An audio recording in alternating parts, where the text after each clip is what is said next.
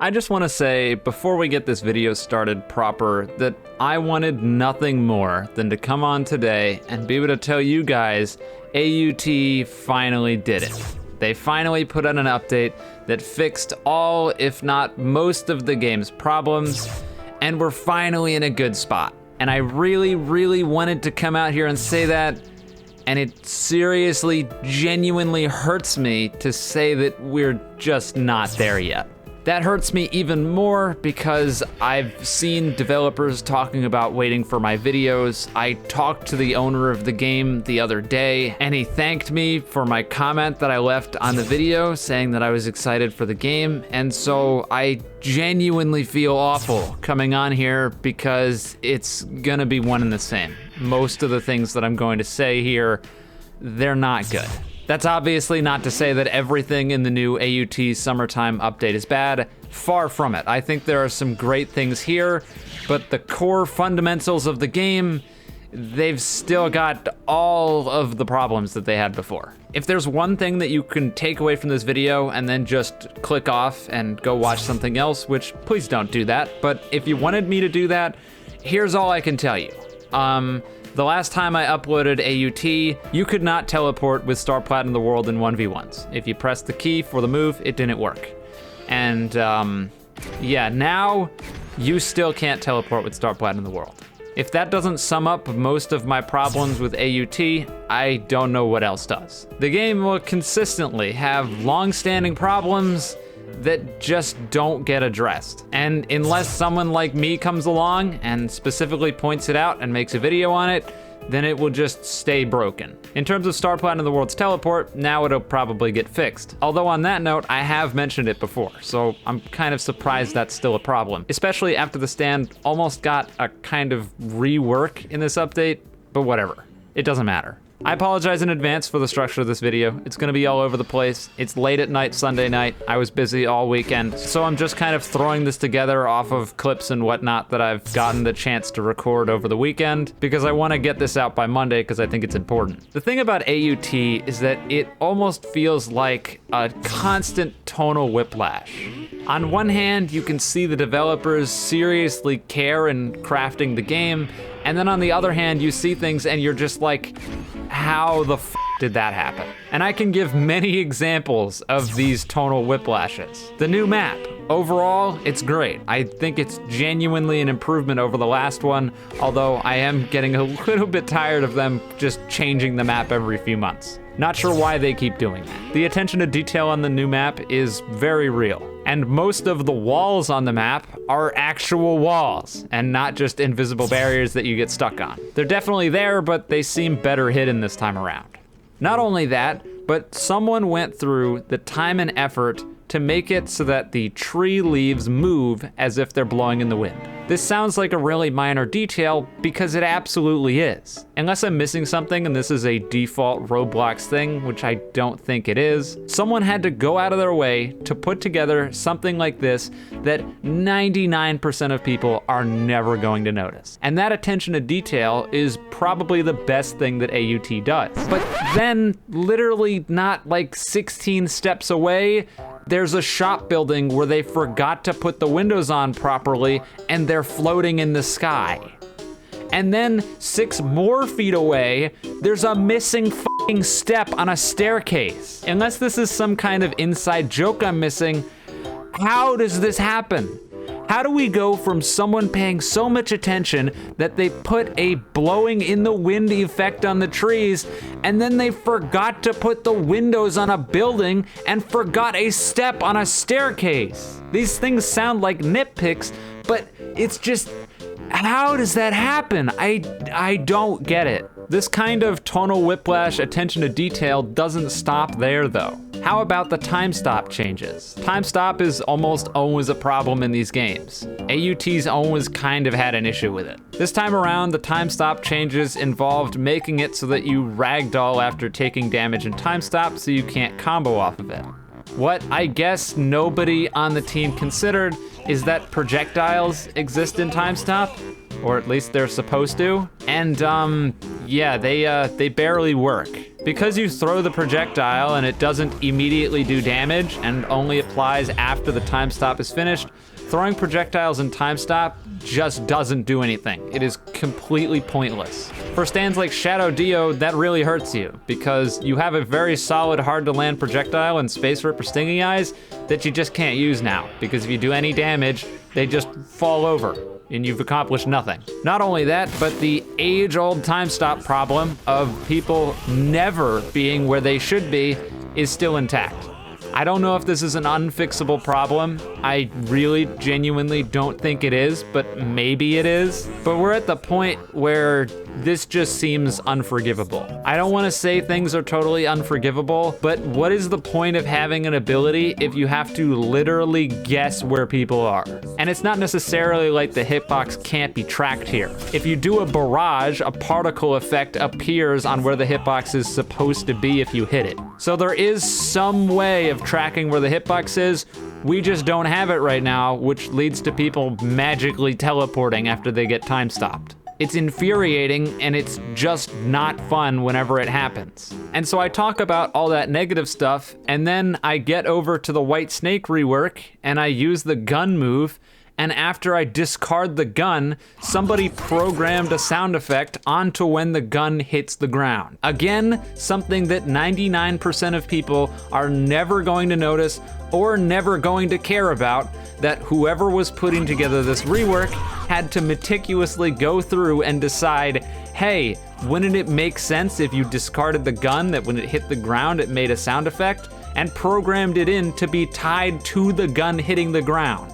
If you drop it from higher up, it takes longer until the gun physically impacts the ground. Somebody had to go through and do that. And then 5 minutes later, I can be fighting the Dio boss, and their hitbox will completely desync from their character, and then you're left with this.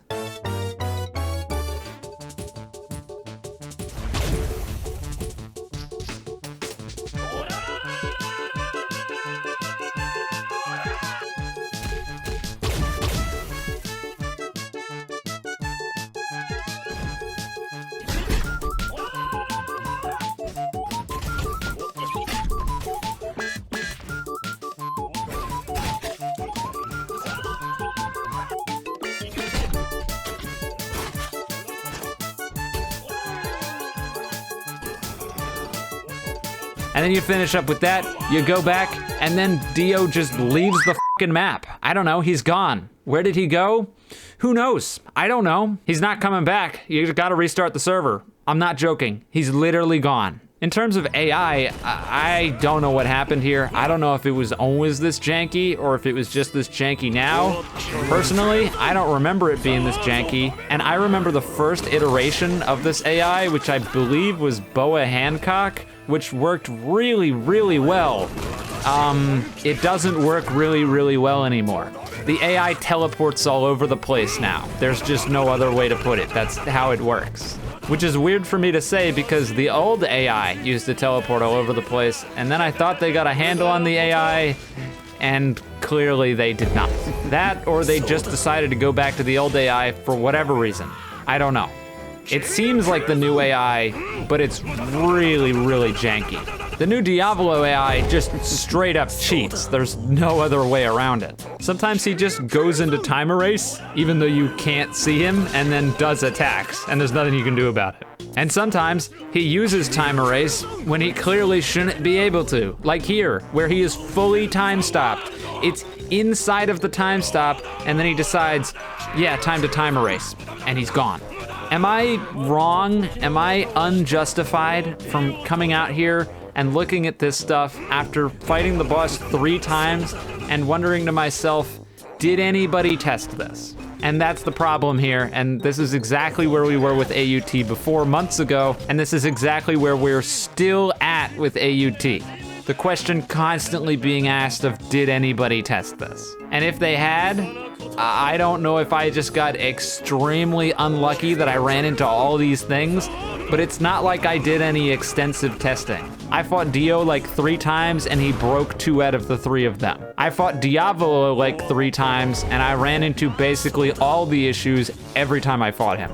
So the question is, did I just get really unlucky every time I fought him? Or did people test this, see all the bugs, and decide it's fine, ship it? Or did they just not test this at all? And honestly, I don't know if we're ever going to get the answers to those questions. We probably won't. And this was all just a really roundabout way of talking about my experiences with AUT and the fact that it doesn't feel like much has changed since before and now. And as I said before, that doesn't make me happy. I'm not happy to come on here and complain. I'm not happy to come on here and be upset. I would be happy if I could come on here and I could tell you all that it's wonderful and it's great and everything works. But the hard reality is it just doesn't. I'm gonna get to talking about combat and M1s towards the end, but in terms of things that I'm less upset about, the menu is great. I like the new menu. That being said, there was one thing that kind of irked me, and it's not even that it irked me, I guess it just confused me, and that's that now when you go into 1v1s and you decide to play, your stands aren't based off of what stands you have, and they just give you every stand in the game. I'm sure a lot of people are happy about this, and I don't know how new this is. I don't know if this is a new thing with this update. You gotta keep in mind, I haven't played in a really long time, but I don't really understand the purpose of making it so that everyone can use every stand in the 1v1's game mode. And that's not based off of some sort of superiority complex because I have almost every ability. It's more based off of a, why is this even the same game at that point? Like, let me ask you, what's the point of going through all of the headache and pain in main game to go unlock a stand if you don't even need to unlock it in order to use it in other game modes? I don't know if that's just me going crazy and I'm the only one that thinks this way, but that doesn't make a whole lot of sense to me. AUT as it stands right now doesn't have great progression. It's basically just a collect-a-thon. You go and you collect stands and then you can use them. But when everything's unlocked for you, you lose what little progression there even was before. It's not a collect-a-thon anymore. It's a, I can just use whatever, so who cares? The fact that you can choose the stuff in the main menu versus having to choose whatever was the last thing you had equipped when you were in main game is a good change, but the fact that everything's unlocked, I don't know. It just seems strange to me. As for the other parts of the menu, I think that it's in a lot better shape than it was before. The fact that we did away with draft mode and we just called it what it is, casual and competitive or ranked mode, makes a whole lot more sense. Splitting the player base as it is kind of a dangerous thing sometimes, but making it so that the terminology was as confusing as possible before just kind of always rubbed me the wrong way. Like, what kind of new player is going to go into the 1v1s mode looking to play and sees draft mode and goes, ah, I know what that is. It's a lot easier to understand now, and I can appreciate that. Now we have to walk over and talk about the inevitable, and that's the combat. M1's V3 gave me a lot of hope, and M1's V3 let me down in basically every possible aspect. And it really genuinely crushes me to say that. AUT's combat has always been a bit of a nightmare, not gonna lie. It's never been even remotely balanced, and in my opinion, was rarely that much fun to play. What it usually boiled down to is two players running in circles until one of them landed a single hit, and then they did a half HP combo, ran away until their cooldowns came back, and then they would go back and do the exact same thing. Someone lands a hit, does their half HP combo, run away until cooldowns come back, and it's just that exact same thing over and over again. M1's V3 does not solve this problem whatsoever. Honestly, the feeling between back then and now, it doesn't really seem all that much different. If anything, the control feels worse than it did before, but that might be purely anecdotal. I can't totally speak on that. M1's V2 and by proxy M1's V3 feel delayed. That's the best way I can sum it up. Your attacks often feel very sluggish, and you don't really feel like you're in control. As for the effects of the M1's V3, it just doesn't make that much of a difference gameplay-wise. For those who don't know the differences between all of the M1 systems, I'll just sum them up really quick right now. The initial M1 system was incredibly simple. You had an M1 combo, most stands did 3 M1s, and then the 4th one knocked back. They had stun on them, you could combo off them, not exactly rocket science. A simple old combo might have been 3 M1s, a barrage, 3 M1s, a combo extender, 3 M1s, and a combo finisher. Now obviously the problem here was sitting through that whole combo took forever and felt awful on the receiving end of it. It's just not fun to watch yourself get cutscene comboed. You don't feel like you're in control and it's just not enjoyable. So finally, somebody decided to do something about it. And enter M1's V2. This M1 system, as far as I know, was only really implemented on 2 or 3 different abilities. And what it effectively did was drastically increase the cooldowns of your M1s when you were finished doing them. So in other words, if you did 3 M1s and then a barrage and the cooldown period for your M1s finished and they started to reset, it would take a really long time until you could do M1s again. So you wouldn't necessarily be able to do 3 M1s, a barrage, 3 M1s, a combo extender, 3 M1s, a finisher. The new combo would probably be more like 3 M1s, a barrage, maybe 3 M1s if the barrage was long enough, combo extender, combo finisher, cutting out those other M1s and making the combo a little bit shorter. Now at the end of the day, once again, this didn't really change that much, as I'm sure you could guess. Cutting out 1 or 2 M1 strings just isn't that much time, so it just didn't solve the problem. Enter M1's V3, which once again, like I said, it just doesn't solve our issues here. Now your M1 counter won't reset until you've stopped doing damage for a certain amount of time. So in other words, no matter how much time passes between you doing an M1, another attack, and another M1, your M1 counter won't reset. So if you use 2, a barrage, 2 combo extenders, and then use another M1, you'll be on your 3rd M1 rather than your 1st. M1 V3 is at the point where we've gotten so overly complicated trying to fix this problem with seemingly band-aid solutions that we've successfully probably made things worse than where we started. As I already said before, M1's V3 on the terms of starting an attack side just don't feel good. They feel delayed and just not as good as the old M1 system felt. On top of that, there can be constant confusion between what kind of M1 attack you're on and when does the M1 cooldown reset. Having to constantly keep track of how many times you've M1'd someone during a combo can be really obnoxious when you want to grab one M1 between an attack and it turns out that that was your knockdown hit and then you just waste a move. Or alternatively, you do a knockback hit that isn't the end of your M1 string, and then maybe you throw a projectile or something and you hit the enemy.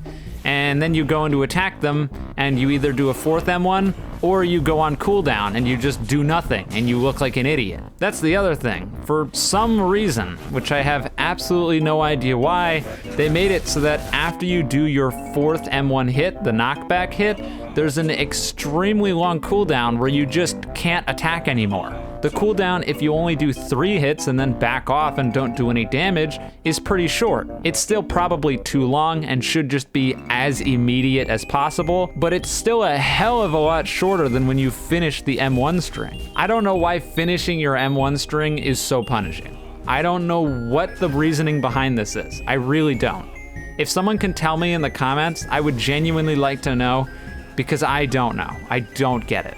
But the end-all be-all of this not fixing things is people are not going to change the way they were playing, which is the problem. The playstyle of AUT is just super lame, and people are not going to stop doing it because they can get slightly less hits in when they're doing their combos. Alright, so most stands may not be able to do half your health anymore, but they can still do a quarter of your health. So now, instead of somebody getting 1 hit and doing half your HP, now they get 1 hit and they do a quarter of your HP. And then they run away and they wait until their cooldowns come back, and then they go to fight you again, and you're seeing the point here. The exact same thing is happening again. Nothing has changed. Now, let me blow the lid off of a serious issue with AUT's combat that I don't even really think derives from M1's V3 or M1's V1, that just butchers AUT gameplay and makes playing sometimes feel like ass,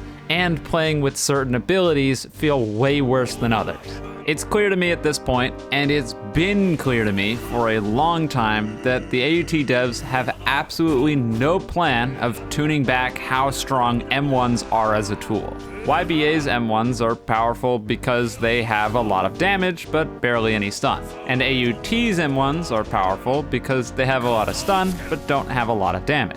I personally believe that the 1/4 health combos based entirely off of a barely any risk, constantly thrown out attack is lame, but a lot of others don't, and power to them.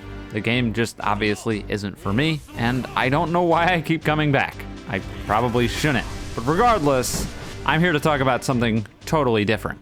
And here enters the amount of stun that each M1 has. The way AUT is currently laid out, almost every single stand, it seems like, has a different amount of stun on its M1s. Don't believe me? Take a look.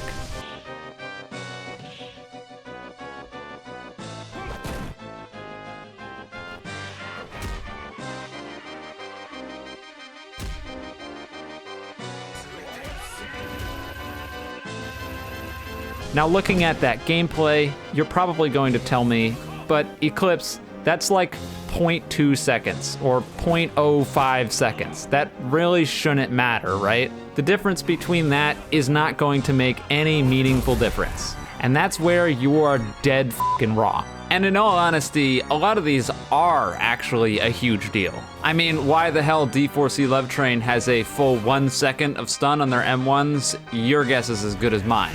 But the fact of the matter is, with D4C Love Train having literally double the amount of stun that Shadow Dio has, and the damage output between the two being extremely similar, the question that has to be asked is, why in the world of hell would you ever pick Shadow Dio if you could do the exact same kind of things with Love Train, except for you have double the stun? Really just take a second to think about this. The most often interaction that happens in AUT is two parties M1 each other. It's a trade. Both people get stunned. If you're using a stand that has less stun than the opponent, they win every single one of those trades by default. If most, if not every stand can do about a quarter of your health off of an M1 combo, you're literally throwing the game if you don't pick the stands that have the highest M1 stun. The scenarios are extremely simple and can be replicated ad nauseum. Literally go play a singular match and pay attention, and you'll see exactly what I'm talking about. If you have someone playing the world and someone playing Star Platinum the world, and they run at each other and they both use M1s and they connect at the same time or around the same time, it means absolutely nothing because the Star Platinum the world player has won that exchange right off the bat. I don't know about you, but to me, that looks like a serious problem. And this is not a new issue by any stretch of the imagination. I don't have the receipts right now, but you can take my word for it, and if you've played, you know what I'm talking about. But Broly in AUT launched and I believe still has incredibly long M1 stuns. It made fighting against Broly an absolute chore because you go in and you try to trade hits, and if the Broly hits you and you hit them, it didn't matter. You were always gonna lose out because you would be sitting there in stun, they would get out of theirs, and here comes the combo. So this isn't a new thing. It's been this way for quite a while with many different stands. By now, I'm sure there are a few people who have gone in the comments and they've told me, Eclipse, this is not that huge of a problem, or Eclipse, it has to be this way because some stands have better abilities than others, and this is sort of a trade-off. I'm gonna have to respectfully disagree with those people because I don't think this trade-off is worth it in gameplay terms. We always end up talking about YBA in these videos, and I'm not going to come out here and say that they should do away with M1 stun, even if I really think they should and just rewrite everything. I know that's impossible, so I'm not going to say that here. But in terms of YBA and something they have done, and that's that if you get hit during an M1 attack and your M1 attack is starting, yours gets canceled. And in AUT, I do not think this is the case, and it leads to even more examples of people trading hits and then one person just defaultly winning. I don't know if this information is ever going to help. It probably won't, but it's just something I've noticed. Another thing that I've noticed is that AUT totally lacks ragdolls, and now it has them for TS, and it makes me wonder how in the holy hell that I didn't notice that AUT didn't have these before. Do you have any idea how many problems we could have solved with ragdolls in the past? I feel like such a moron for not bringing this up. AUT has struggled ad nauseum with combo extenders that should not have been combo extenders. Heavy attacks where you could jump and negate the knockback and then hit people. Knockback moves where you could time skip and then jump over there and start attacking them again. Moves that didn't have enough stun after they'd finished, so you'd get punished after they were done. All of these things could have been solved so long ago if those moves just had knockback applied. Remember how Road Roller didn't have enough stun after you hit the person and they could just walk over and hit you the second that it ended? Imagine if Road Roller had a knockdown built into it, and after the move finished, the opponent was knocked down all the way up until you could move again, and then it reset to neutral. Imagine if your heavy attack had a knockdown built into it, so that if you hit them with the knockdown after jumping to try to negate the knockback, they would just be invincible on the ground, so it wouldn't actually do anything. Imagine if, in Time Stop, you did your big TS combo, but you used a knockdown during it. And then at the end of the time stop, they ragdoll, instead of what we have right now, where if they take any damage, they ragdoll. The list goes on and on.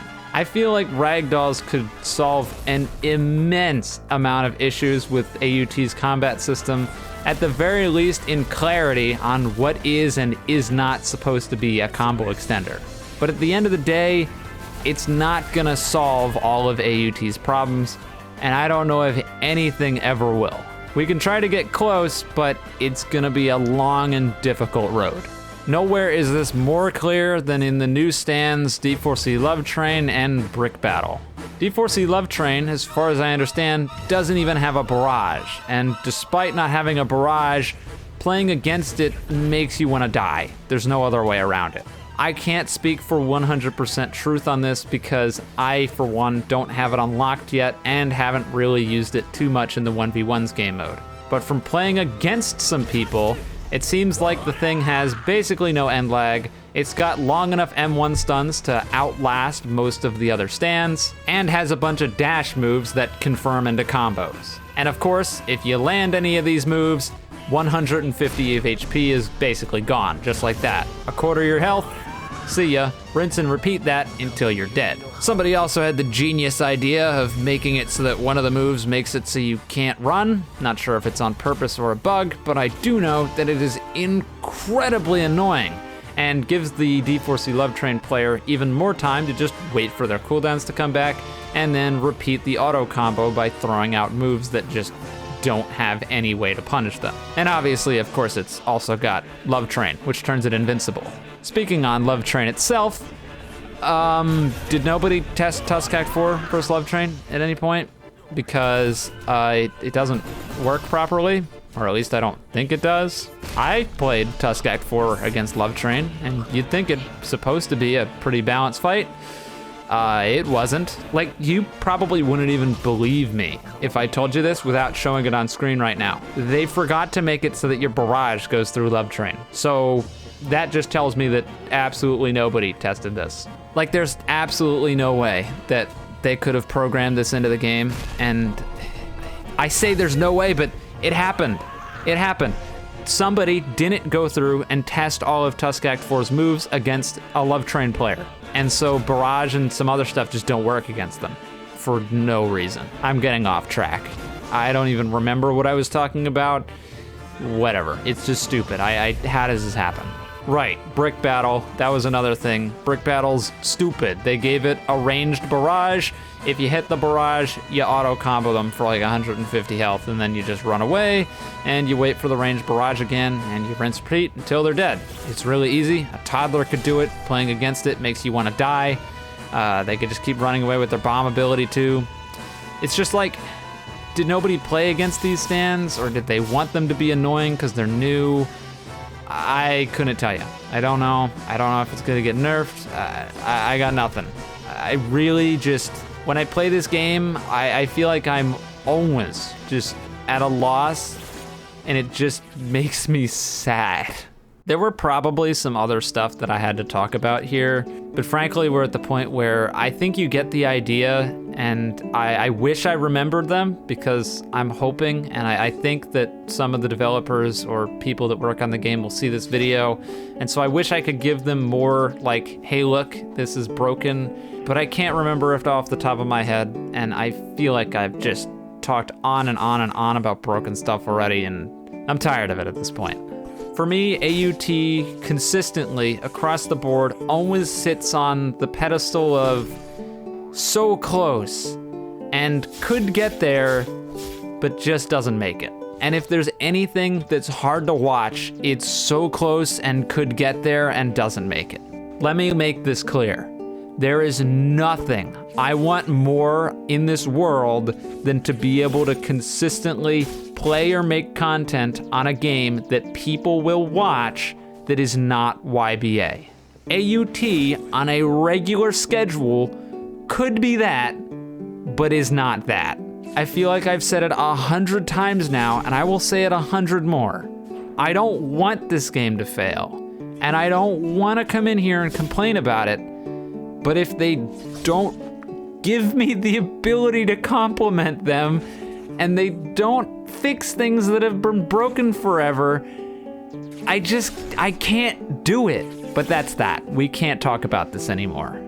We're done. I'm sorry I wasted so much of your time. If you watched all the way through to this point, I really appreciate it. I stream almost every day, or at least almost every weekday now. I'm not sure if that's gonna continue, but I hope so. So that'll be linked in the description. If you wanna follow me over there, feel free. And with that being said, have a wonderful day or night wherever you are, and I'll see you next time.